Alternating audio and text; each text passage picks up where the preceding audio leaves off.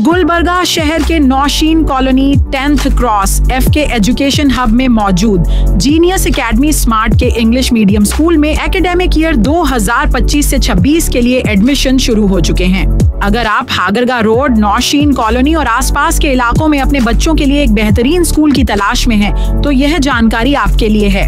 Montessori से लेकर 5वीं कक्षा तक आप अपने बच्चों का एडमिशन यहाँ करवा सकते हैं। यहाँ स्मार्ट क्लास के जरिए नई टेक्नोलॉजी से तालीम दी जा रही है, जिससे बच्चों को पढ़ाई समझने में और ज्यादा आसानी होती है। और सिर्फ यही नहीं, यहाँ एक जबरदस्त प्ले एरिया भी है, जहाँ गेम्स की शक्ल में लर्निंग मटेरियल रखा गया है।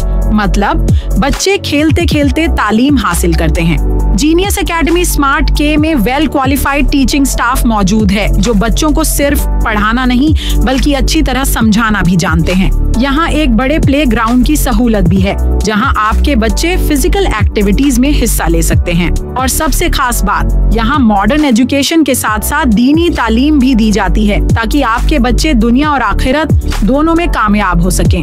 तो आज ही अपने बच्चों के एडमिशन के लिए जीनियस एकेडमी स्मार्ट के इंग्लिश मीडियम स्कूल को एक बार जरूर विजिट करें, या फिर स्क्रीन पर दिए गए नंबर पर कॉल करें और तफसीलात हासिल करें।